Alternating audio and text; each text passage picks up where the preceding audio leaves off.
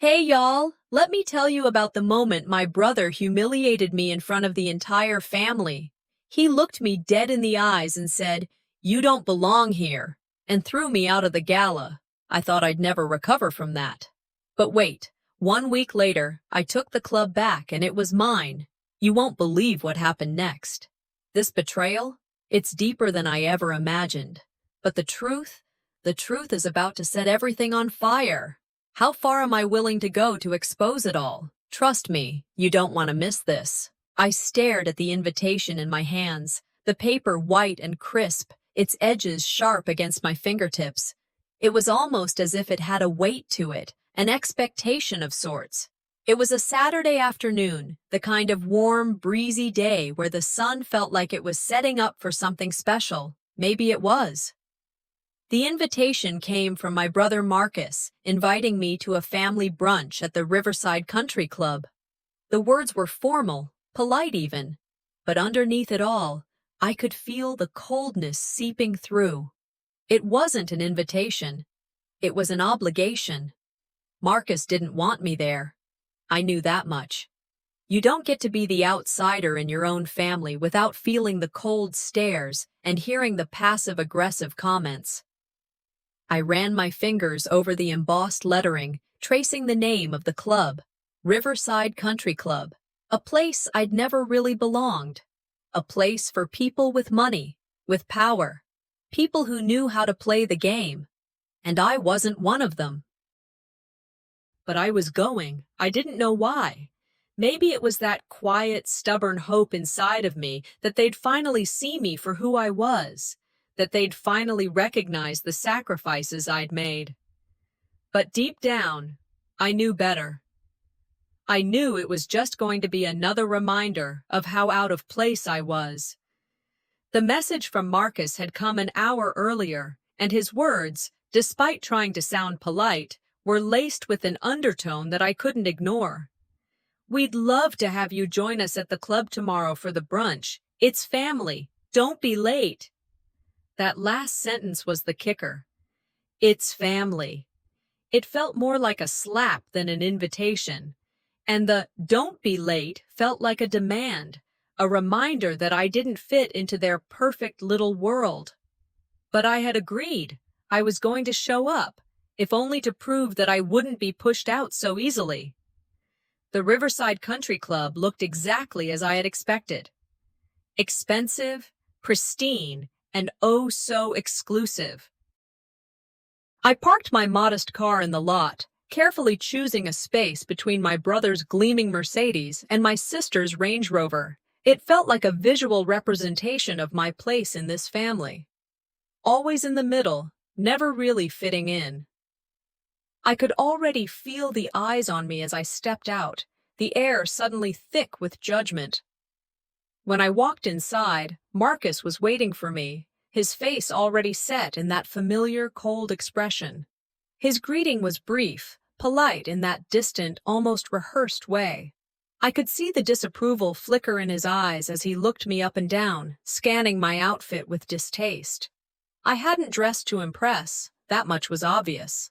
My dress was simple enough for someone who knew they weren't trying to play the part. But for Marcus, it was never enough. It never would be. "Nice to see you, Marie," he said, his tone colder than the marble floors under my feet. "Nice to see you too," I replied, trying to keep the tremor out of my voice. I smiled, though it didn't reach my eyes. There was no point in pretending. At the brunch table, things didn't get any better. The conversation was loud, filled with stories of success, of business deals, and vacations in places I'd never been. I tried to join in, but my words felt like they were swallowed up by the noise. No one was really interested in what I had to say. They were too busy patting themselves on the back, too busy talking about how wonderful their lives were. And then Marcus had to make it worse. "So, Marie," he began, his voice dripping with that same condescending tone, "how's that little project of yours going? The one you've been working on for what, a couple of years now?" His words stung, more than they should have. It wasn't a question, it was a statement. He was mocking me, belittling everything I had done. All those years I'd spent building something for myself, something I was proud of. And he was reducing it to nothing. Yeah, I'm sure it's going great, Jennifer, my sister, chimed in, her smile tight. Just make sure you don't get too caught up in those small projects of yours. We wouldn't want you to overdo it, right? Their laughter echoed around me, but it was empty, hollow, the kind of laughter you hear when people are trying to hide their discomfort. I could feel their eyes on me, judging me, deciding I wasn't worth their time. The pain was sharp, and I swallowed it down, trying to stay calm. But inside, something inside of me was breaking. I stared at my plate, my fingers trembling slightly as I pushed the food around. The smell of eggs and bacon was suddenly overwhelming, filling the space with a nauseating weight. My family's conversation continued, but I wasn't really listening anymore. I couldn't. The words blurred together, a cacophony of voices that only served to remind me of how invisible I was. It wasn't until Jennifer made her comment that I snapped. Marie, maybe you could have dressed better for the club. You know, something a little more fitting. I felt my heart drop into my stomach. There it was, the final blow. I had tried to hold it together, but this was too much. My sister, the one person I thought might understand me, had just taken the last bit of dignity I had left and stomped on it. The anger rose in me, hot and sudden. But it wasn't just anger. It was a deep, aching hurt. I had spent years, decades, trying to be the sister they wanted, the daughter they'd never appreciate. And for what? To be humiliated at their fancy little brunch? I stood up, my chair scraping loudly against the floor. The room went quiet for a moment, but I didn't care. I didn't care about their whispers, their looks. I don't need this, I muttered under my breath, turning to leave. The conversation continued behind me, but I didn't hear any of it. I was already halfway to the door, my mind made up. It was time to stop playing their game. I was done trying to fit in. If they couldn't see me, then I wouldn't waste another minute trying to make them. The phone call came on the following Saturday, just a few days after that humiliating brunch. I'd been bracing myself, waiting for the other shoe to drop. I had barely managed to shake off the embarrassment of last week when the call from Marcus came through. Marie, it's Marcus, he said, his voice cold but calculated. We've got this gala coming up at the club next weekend. You should come. At first, I thought I'd misheard him. The same Marcus who made it clear I didn't belong in their world was now inviting me to some exclusive event at the Riverside Country Club. The audacity was staggering. His tone, though, told me everything I needed to know. This wasn't a real invitation. This was him doing me a favor. He'd tossed the invitation like a bone, one he expected me to catch gratefully, despite the undertone of disdain that threaded through every word.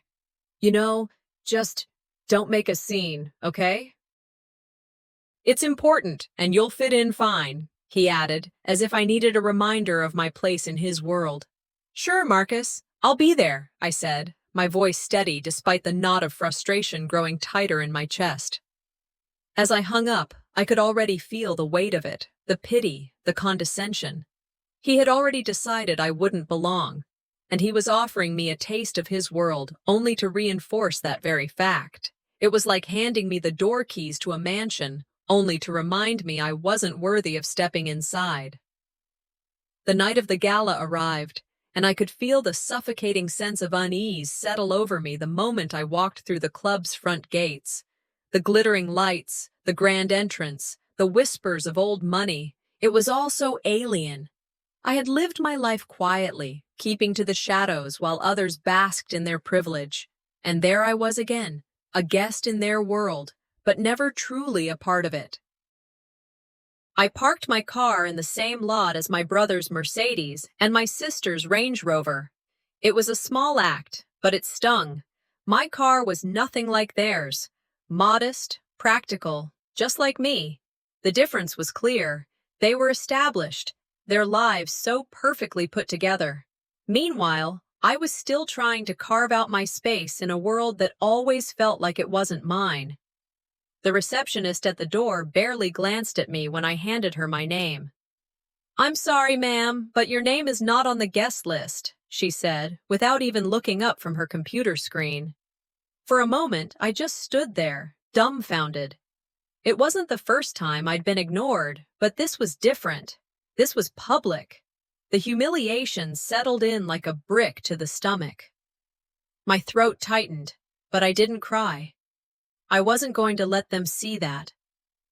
"Excuse me?" I managed, my voice shaking slightly, but I refused to let them see how badly this hurt. "I'm on the list. My name is Marie." "It's from Marcus. He invited me." The receptionist finally looked at me, but her gaze was as cold as the marble floors beneath us. "I'm sorry, but there's no reservation under that name." I could feel the heat rise in my face. The sting of exclusion was sharp, even more cutting than I expected. There it was, another reminder that I didn't belong. "Let me speak to Marcus," I said, trying to keep my voice steady, but the words felt foreign on my tongue. This was not how I imagined the evening would go. As I turned to leave, I spotted Marcus across the room, laughing with some of his friends, completely oblivious to what had just happened. The sight of him, the smug look on his face, was enough to break me. I knew what was coming, but I couldn't turn away. I walked toward him, trying to keep my head high, my hands clammy in my pockets. "Marcus," I said, my voice softer than I meant it to be. "What's going on?" "They won't let me in." He glanced up at me, eyes flicking over my outfit before landing back on my face. "What did I tell you, Marie?" he said, his voice sharp and dismissive. "You just don't fit in here. You never will. This place isn't for people like you." The words hit me like a punch in the chest. I wanted to scream, to yell, to tell him just how much I had sacrificed to try and make a life for myself, how much it had cost me to walk away from everything I knew. But I couldn't. I just stood there, my hands shaking at my sides. "Go home, Marie," he continued, his voice low, like he was giving me a final command. "You're not the type of person this place is for. Maybe you'll understand that someday." The sting of his words was almost more than I could bear, but I held back. I wasn't going to cry. Not here, not in front of him. I turned away, and as I did, I saw Jennifer standing nearby, her eyes not meeting mine. Her face held that same disappointed look I had grown so accustomed to. "Maybe next time you should dress better, Marie," Jennifer muttered, her words dripping with a thin layer of false sympathy. "You could have tried a little harder." And there it was. Another reminder that no matter how hard I tried, no matter how much I worked, I would never be good enough. I turned on my heel and walked away. I didn't look back. As I stepped out of the gala and into the cool night air, something inside me shifted. I wasn't the invisible one anymore, and I wasn't going to let them make me feel small again. I sat in my small apartment, the quietest place I could find after the gala. The silence felt heavy, almost suffocating. The lights from the street outside filtered in through the blinds, casting a faint glow on the room, but the weight of the evening still lingered in the air. I was alone, not just physically, but emotionally. I had walked out of that gala with a lump in my throat, not wanting to cry, not wanting to show how much it hurt. But now, sitting in the dimly lit room, I let myself feel it all, the pain, the anger, the humiliation. I glanced at the framed family photos scattered around the apartment, each one a reminder of times I had been there but never truly seen. In every picture I was on the edge, smiling, but always on the outside looking in. That's what I had been my whole life. An outsider in my own family, never fully accepted, always just a little too different.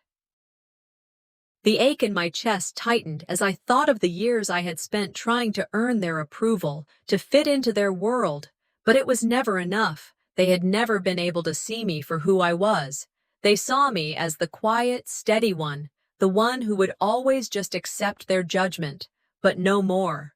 I stood up from the couch, pacing around the room. I couldn't let them win like this. I couldn't let their rejection define me any longer. I had to do something. It was time to take control. As if on cue, my phone buzzed on the table. I picked it up to find a text message from Henry. He'd been my friend for years, and even though we hadn't spoken in a while, I knew he'd reach out eventually. "Hey Marie, you okay? I saw what happened. Want to talk?" I felt a sense of relief flood over me. I needed this. I needed someone who understood. I needed someone who wasn't part of that world, someone who wouldn't judge me for wanting more. I called him back, and within seconds, his familiar voice was on the other end. "Marie, I saw the look on your face at that gala. You didn't deserve that. You've been invisible for too long. It's time you make them see you." His words hit me like a lightning bolt. It's time to make them see you. For so long, I had been invisible. In my family's eyes, I was just the quiet one who wouldn't cause trouble, who would always be the last one to stand up for herself. But now, Henry was telling me to stand up, to speak my truth. "You're right, Henry," I whispered, my voice barely audible. "I've spent my whole life trying to fit in with people who never saw me for who I am." He paused, his tone softer now. "You've got to stop letting them treat you like that. You've got a voice, Marie. It's time to use it. Don't let them keep you in that box. You deserve more than their rejection." I took a deep breath, the anger I had buried so deep inside rising to the surface. For the first time, I wasn't afraid. I wasn't afraid to be seen, to speak up, to finally make my own decisions. I wasn't going to let them keep me small anymore. "Thank you, Henry," I said, the words coming out stronger than I expected. "I'm going to do it. I'm going to make them see me." The conversation with Henry stirred something inside me. I realized I had been waiting for permission to be myself, waiting for my family to give me the validation I so desperately sought. But that was never going to happen. I was the only one who could give myself permission. The days after the gala felt different. Every moment felt like a step toward reclaiming the life I had spent so long letting slip away. I started making a plan. Small at first. Just writing things down. My goals, my dreams, the things I wanted to achieve that weren't defined by my family's standards. I thought about all the times I had let my brother, Marcus, walk all over me. The times I had accepted his coldness, his dismissiveness, because I thought that was the only way to be a part of the family, but no more. I stood in front of the mirror one evening, looking at myself. Not the quiet woman I had been, but the one I was becoming. Strong, decisive. I had spent years in their shadows, but I wasn't going to do it anymore. I was going to face Marcus. I was going to stand up to him, to show him that I was worth more than his rejection. The thought of confronting him made my stomach twist. I knew it wouldn't be easy. It never was. But I wasn't scared anymore. I wasn't going to back down.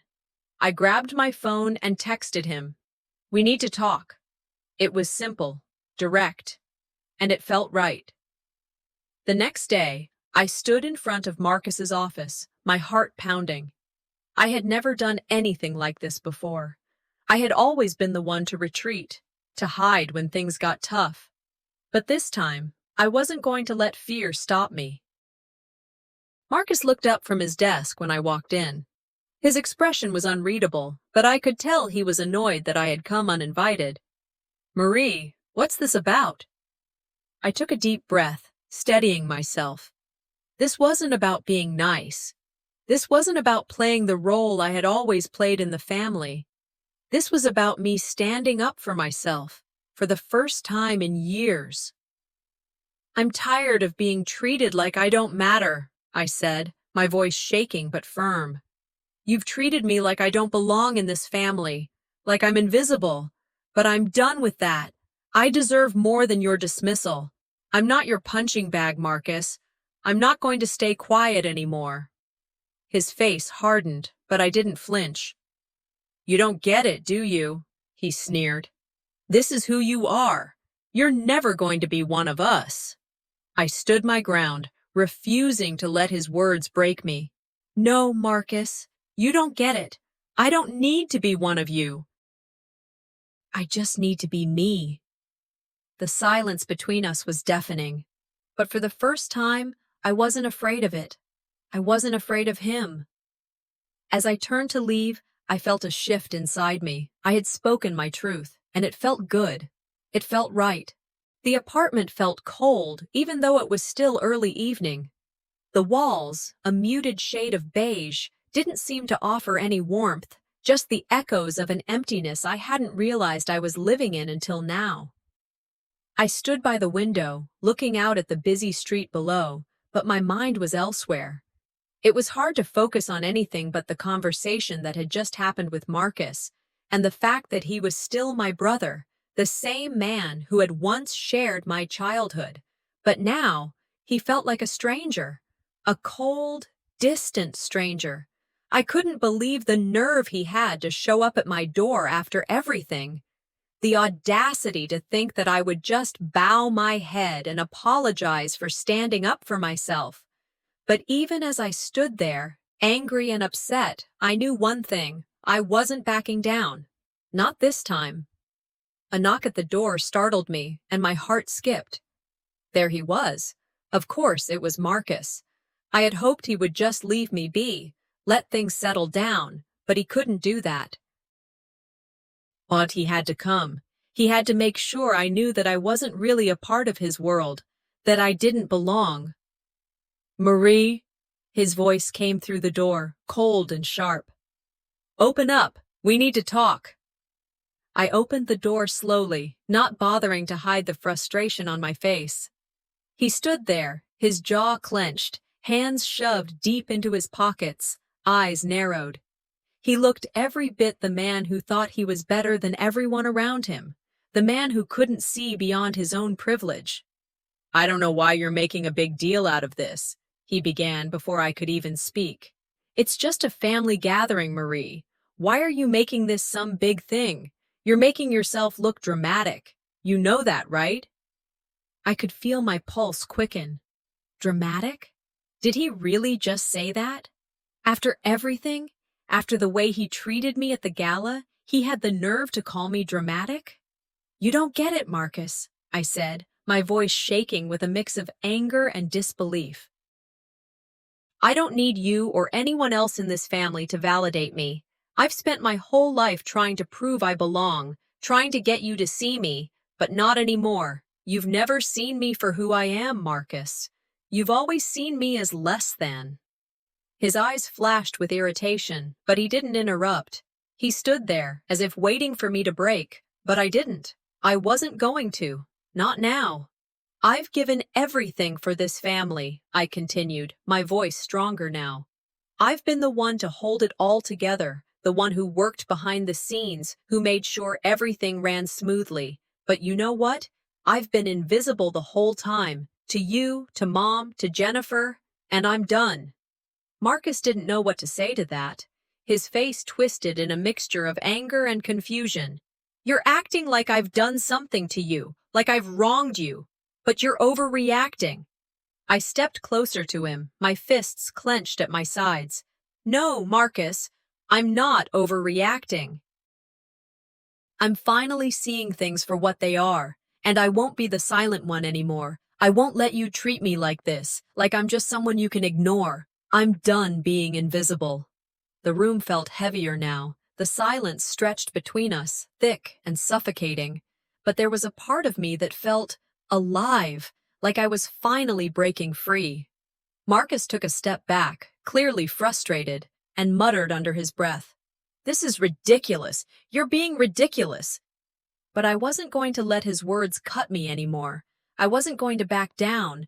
I wasn't going to let him drag me back into that place of self-doubt. I had made my decision.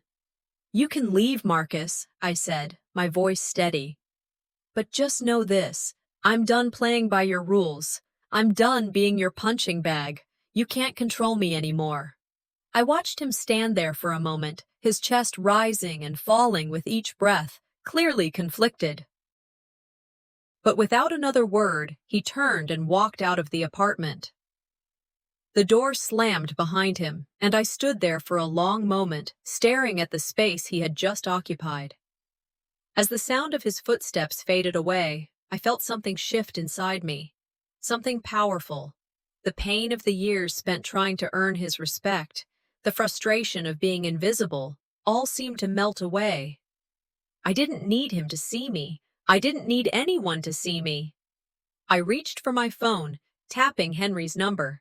He picked up on the second ring. "Marie," he said, his voice warm and familiar. "How are you doing?" I let out a breath I hadn't realized I was holding. "I'm okay, Henry. I'm okay. I finally did it." "Did what?" I stood up to Marcus. I told him everything. I told him I was done being invisible. There was a long pause on the other end of the line. "Marie, that's huge.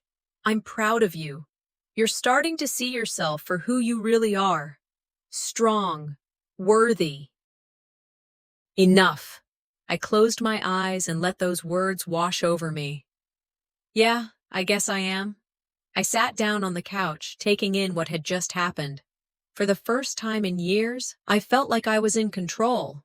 The woman I had been pretending not to be was finally starting to rise to the surface, and it felt damn good.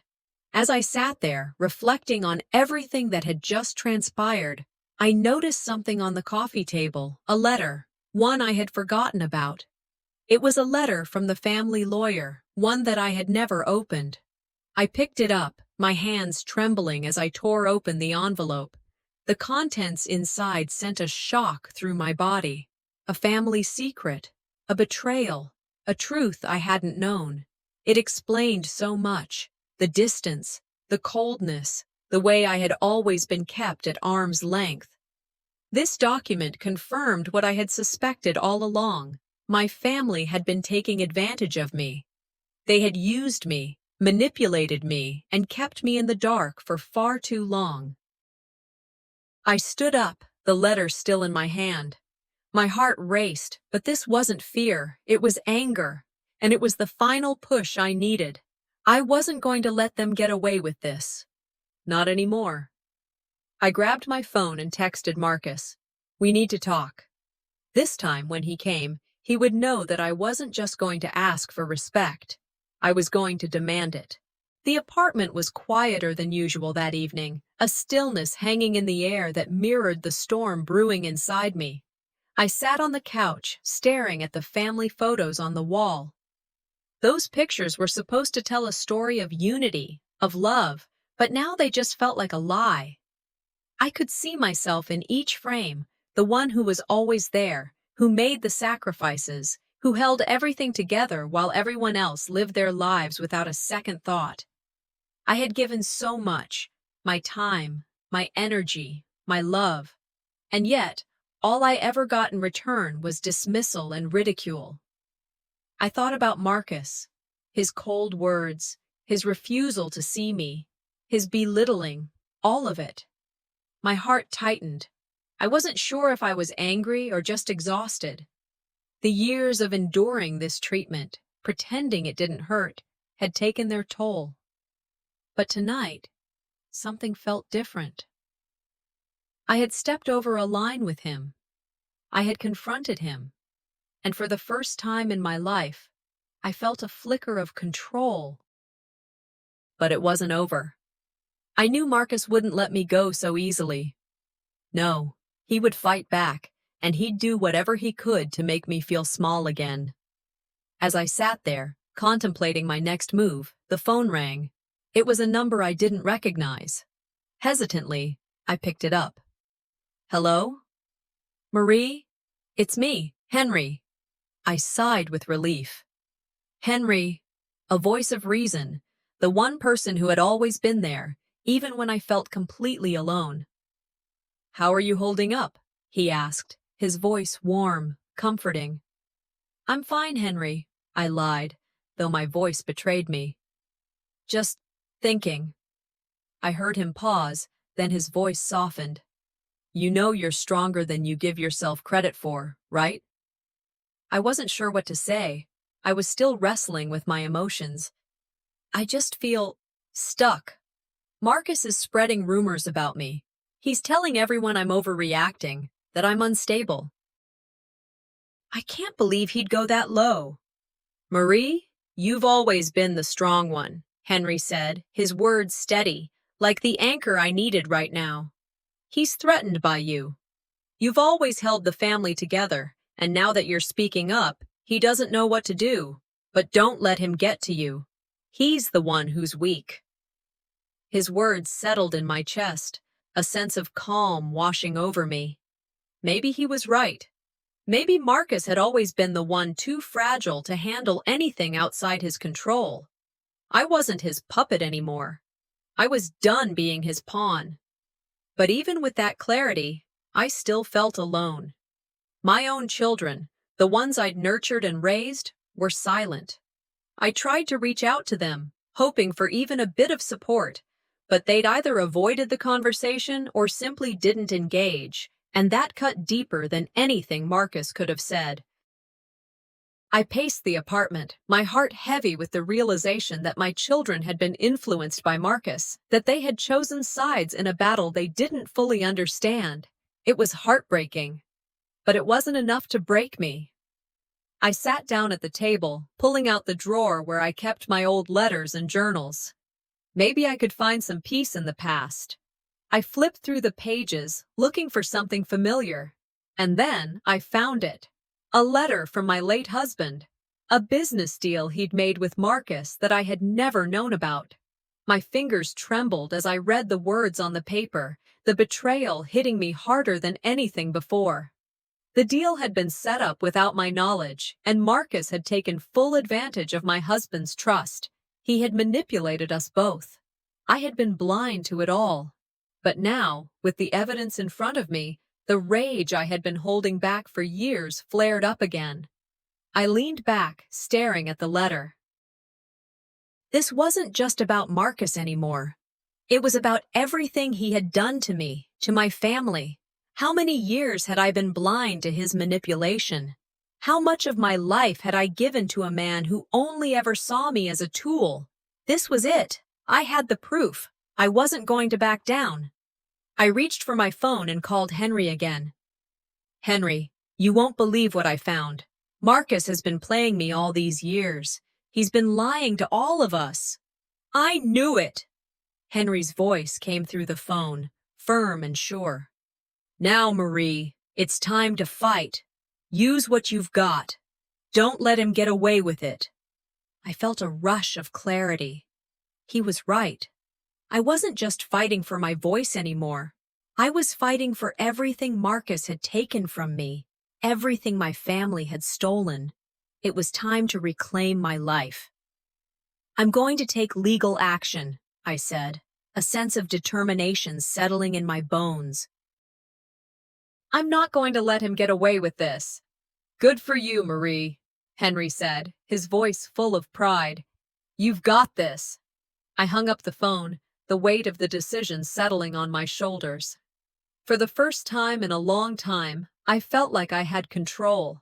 I wasn't going to let Marcus dictate my life any longer. I was done. I stood up from the table, wiping the tears from my eyes, but now the next step was clear. I was going to take back everything Marcus thought he could take from me. The quiet hum of my apartment felt heavier than usual. My sanctuary, the place where I had spent so many days in reflection, now felt like the starting line of a race I was finally ready to run. The previous weeks had been a blur of emotional highs and lows, but now I was standing at a crossroads, looking straight ahead. There would be no turning back. Sitting at the table, I opened the file my lawyer had handed me. The weight of the papers in my hands was the weight of the future, of decisions I hadn't yet made, but was determined to. I knew Marcus wasn't going to let me walk away without a fight, but I wasn't walking away anymore. I was stepping forward. I called Henry, my friend and confidant. I'm doing it, I said, my voice steady despite the storm inside me. I knew you would, he said, his calm reassurance grounding me. You've got this, Marie. I hung up and took a deep breath. Now was the time to make the plan. My mind raced through the next steps, each one building on the other. I had a plan, more than just the confrontation with Marcus. I had a blueprint for the life I was going to take back. There would be no more hiding, no more letting people push me around. I wasn't just going to take a stand, I was going to take control. The first step was Marcus. I had to face him. I had to tell him that I knew everything about the manipulation, the lies, and how he'd used me, my husband, and my family to further his own agenda. I dialed his number, the phone feeling heavy in my hand as I waited for him to pick up. Marie? His voice was clipped, annoyed. What is it now? Marcus, we need to talk, I said, my voice firm. I wasn't going to let him intimidate me this time. I know what you've been doing, and I'm done. Done with what? He shot back, his tone already dismissive. You're overreacting. This is just drama, as usual. I could feel my pulse quicken.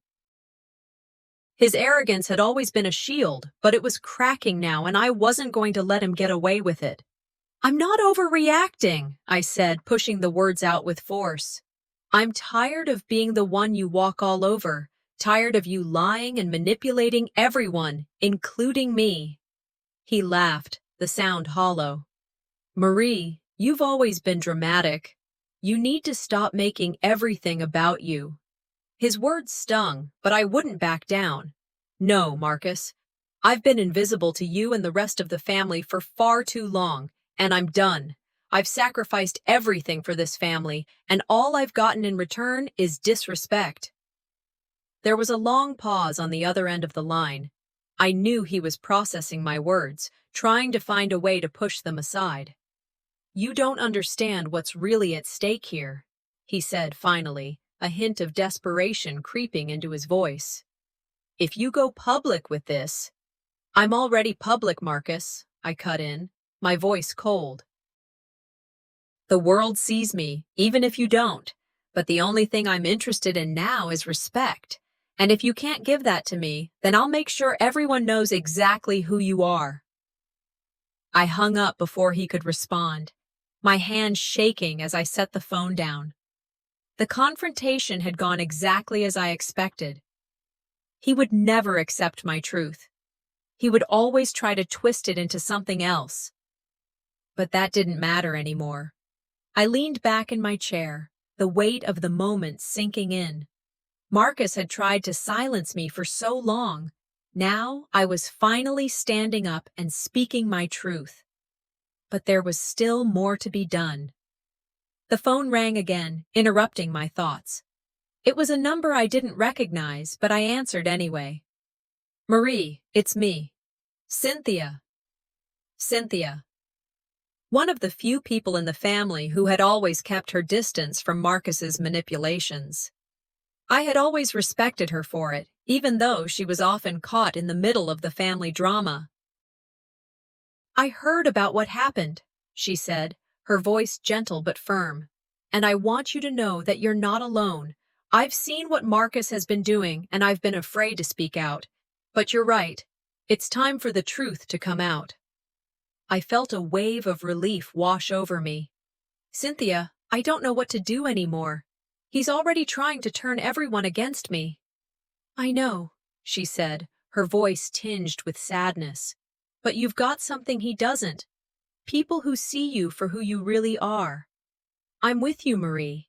I'll help you bring the truth to light. I closed my eyes, a sense of gratitude filling me. Finally, someone was standing with me.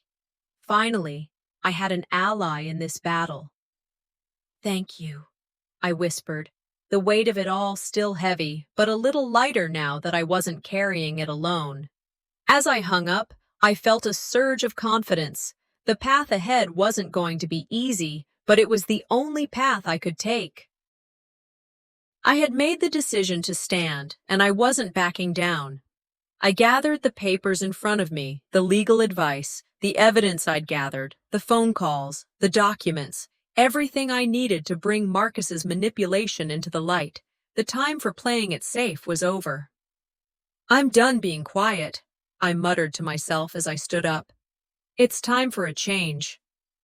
And as I looked at the door, knowing Marcus would try to break me again, I realized one thing. He had underestimated me. This was just the beginning. The message came at 7 a.m., the words from the family lawyer flashing across my phone screen. My heart skipped a beat. I hadn't been expecting to hear from him so soon. The lawyer was hopeful, saying we had enough evidence to make a real case against Marcus. But as always, there was a caveat. The battle we were about to enter could very well destroy what little remained of the family bond. That would be the cost of the truth. I sat there, staring at the screen. What did I want more? Family or justice? The answer was clear. Family had never truly been my ally. It was always about manipulation, control, and silence. I wasn't going to let that happen anymore. I felt a heavy weight pressing down on me, but for the first time, it wasn't fear. It was anticipation. I was ready. No more hiding. I spent the rest of the day thinking about what came next. Marcus would never go down easily, but the truth had a way of making people uncomfortable. And I was going to make him uncomfortable. The phone call I had with the lawyer had made it clear. Marcus's manipulations went deeper than I thought. There were things he had done, things even my own family was complicit in, that needed to be exposed. The betrayal hurt, but it also lit a fire inside me. By the evening, I was sitting in the lawyer's office, hearing for the first time the full extent of Marcus's dealings. He wasn't just controlling me, he was pulling strings throughout the family. The lawyer had uncovered business transactions, shady deals, and financial maneuvering that would have left any decent person reeling. "Marie," the lawyer said, shaking his head as he reviewed the papers in front of him. "This goes beyond what we expected. It's not just Marcus. Someone close to you has been helping him all along." I felt the floor drop from under me. Who? Who in my own family had been aiding Marcus? The answer came too quickly, but I wasn't ready to hear it. "Your sister Jennifer," the lawyer continued. "She's been involved in this, feeding Marcus information and keeping the family in the dark." My stomach churned. Jennifer, my own sister. I had trusted her. All these years, she had been helping him destroy everything I'd worked for, even after everything I'd done for her. A cold anger swept through me. I couldn't believe it, but I knew, deep down, that this was Marcus's plan all along. Isolate me, discredit me, and strip away any support I had. But he didn't count on me fighting back. And now, I had a weapon. Truth. The next few days passed in a blur of preparation. The lawyer helped me gather the evidence, and slowly, my family's facade began to crumble. I was ready to make my move. I would stand before them all and confront the lies, the manipulation, and the betrayal. I wasn't going to let them get away with it. Finally, the day came. A family meeting had been called, and it was my time. I stood in the middle of the room, surrounded by family members who had either already chosen sides or remained silent in their complicity. They didn't know what was coming. Marcus sat across from me, his usual smug demeanor replaced with a tense air. He knew something was off.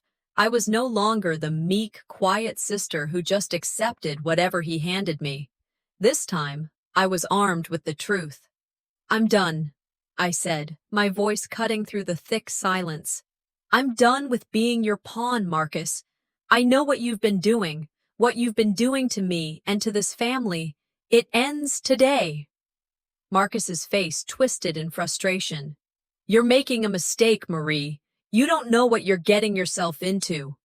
I slammed the folder of documents onto the table. I know exactly what I'm getting into. You've lied to all of us for years. You've used our family for your own gain, and I'm not going to let it continue. This is what you've been hiding. I pushed the papers forward, showing the damning evidence. His face went pale. He stood up, knocking his chair over as he paced back and forth. You think you can just destroy everything we've built? He spat. You're the one who's wrong here. You've always been ungrateful. I stood firm, my heart pounding in my chest, but I wasn't backing down. The truth is right here, Marcus. You can't hide from it anymore. The room was silent. For the first time, the family members who had been so blindly loyal to Marcus were looking at him differently. Some of them turned their eyes away, unwilling to meet my gaze. Others stared, unsure of what to believe. But then, in a desperate attempt to regain control, Marcus made his move. He turned on me, throwing out accusations to discredit me in front of everyone. She's bitter, he said, his voice dripping with disdain. She's ungrateful. You all know how she's been for years. This is just her trying to tear the family apart. His words were like daggers, but they didn't land the way he thought they would. I could see the cracks in his armor, the doubt that started to creep in around the edges. I wasn't alone anymore. As he spoke, I reached out to the people who had witnessed his behavior, people who had seen the truth for what it was. They agreed to stand by me, to testify if needed, to make sure the world saw him for the manipulator he truly was. With every word they spoke, I felt my confidence grow. This was happening. The truth was coming to light. The family meeting ended with Marcus storming out, but it wasn't over. It was just the beginning. The next step was to take this to the public, to expose him for what he had done. I gathered the evidence, my allies standing strong behind me. I wasn't just fighting for my reputation anymore. I was fighting for everything I'd lost and everything I was about to reclaim. As I looked at the family members who had betrayed me, I knew this was just the beginning. The truth was coming, and it would burn everything down. The night before the hearing, I sat in my apartment, staring at the walls. A few weeks ago, I had been lost, unsure whether I could confront Marcus, unsure if I could ever break free of his grip. Now, here I was, on the verge of making history. I thought back to the sacrifices I'd made, the choices that had led me to this moment. Everything I had done, everything I had given up, had brought me here. But I couldn't shake the feeling that by exposing Marcus, I might sever the last ties to my family. Was it worth it? The weight of the moment pressed on me, yet there was clarity too. I couldn't go back. This wasn't just about Marcus anymore. It was about me, about reclaiming what I'd lost, about not letting him define my life any longer. The calm before the storm. The next day, I walked into the courtroom. The air felt heavy with anticipation, like the whole world was holding its breath. Marcus was already sitting at the table, looking as arrogant as ever. His smirk didn't faze me. I was ready. I had the truth on my side, and I wasn't afraid to use it. We exchanged a few sharp glances before the proceedings began. As the judge addressed us, I felt my heart race, but it wasn't fear. It was adrenaline. I was going to win this. I could feel it. Marcus began to speak, his words dripping with condescension, trying to undermine me in front of everyone. But I held my ground. With every word he spoke, I stood taller, my confidence growing. The moment I had been waiting for was finally here. My lawyer spoke next, calmly presenting the evidence that I had gathered. The statements from key witnesses, the financial records, the emails, all the lies Marcus had told, all the manipulation he had pulled. There was no way he could talk his way out of this. Marcus tried to remain calm, but I could see the panic in his eyes. He was cornered, and he knew it. The truth was coming out, and there was no way to stop it. But then, just as I thought I had him, Marcus pulled his final move. He stood up suddenly, his voice sharp and angry. "This is all a lie. Marie manipulated the evidence. She's unstable. She's making all this up because she's bitter about our family. She's trying to ruin everything." I could feel the courtroom shift. His words landed like a punch, and for a second, doubt crept into my mind. Was I really the villain here? Was this all just some emotional outburst? But then I remembered. I remembered why I was here. This wasn't about me being right. This was about the truth. And the truth was on my side. I clenched my fists and looked him square in the eye. "You think I'm the one who's been lying?" I said, my voice steady but fierce. "I've been telling the truth all along. I've been silent, but no more. You've been manipulating me, manipulating this family for years. And I'm done." With a calm breath, my lawyer presented the final piece of evidence, a recording, one that Marcus had never expected. It was a conversation between Marcus and Jennifer, my own sister, detailing their illegal dealings, their manipulation of the family funds, everything. The room went dead silent, Marcus's face drained of color. His mouth opened, but no words came out. The truth was laid bare, and it was undeniable. As the judge called for a recess, the weight of the moment hit me. Marcus was done. He would be arrested, his empire of lies crumbling before him. I had won. But as the gavel slammed down, marking the end of the trial, I couldn't shake the feeling that the victory didn't bring the peace I had expected. Yes, I had exposed the truth. Yes, I had won. But I had lost something too. My family, the bonds that had once held us together, were gone. I had torn them apart in my pursuit of justice.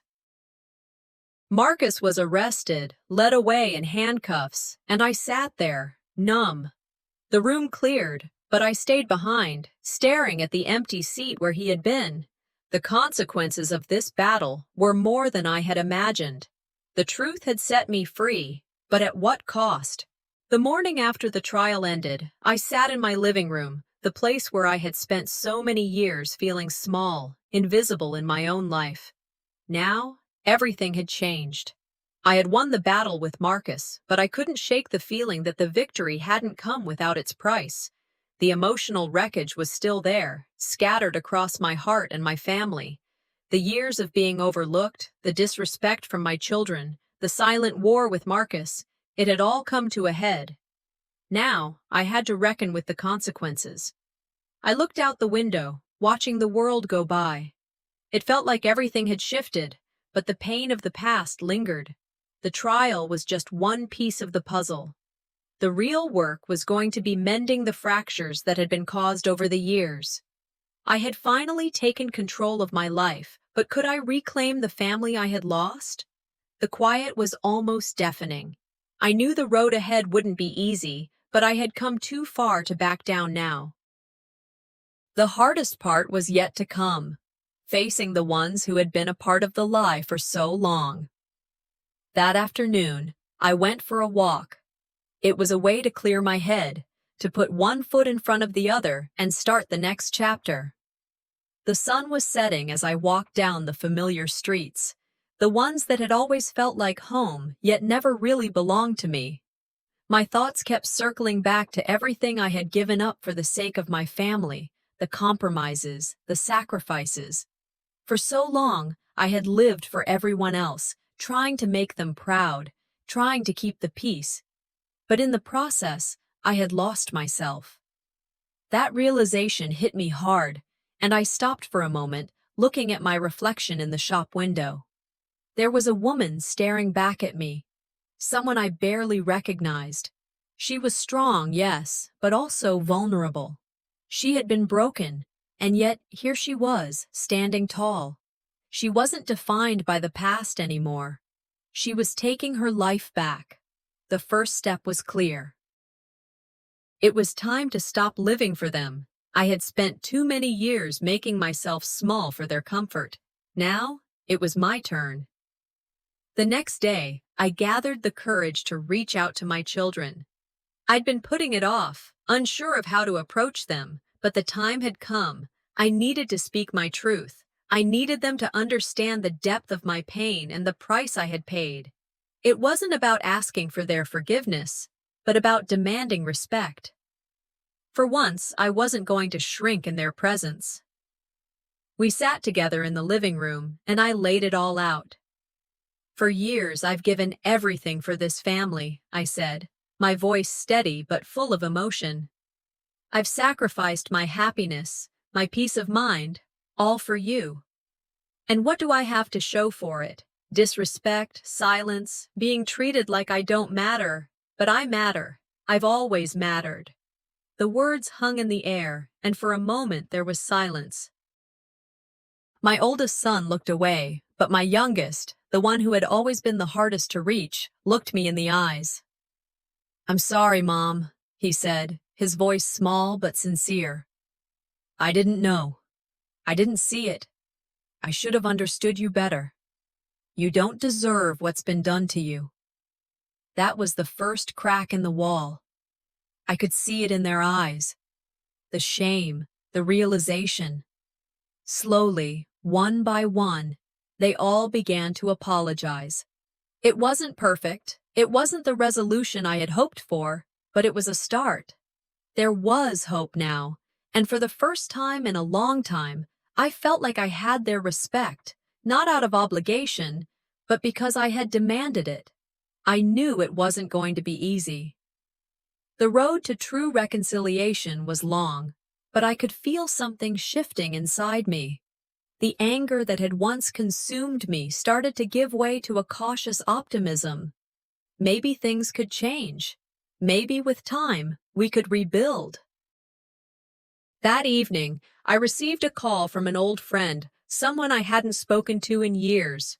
They had heard about my victory and wanted to offer me an opportunity, a job, a project that aligned with my passions, something I had put aside for far too long.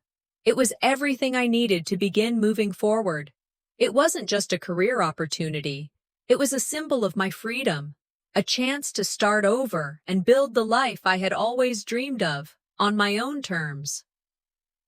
I hung up the phone and sat in silence for a moment, letting the weight of it sink in. The future was uncertain, yes, but for the first time in a long time, I was in control. This was my new beginning. I stood up, walked to the window, and looked out at the world. I had made it through the storm, and now it was time to rebuild. The past had shaped me, but it no longer defined me. The future was mine to create. I was no longer bound by their expectations. I was free.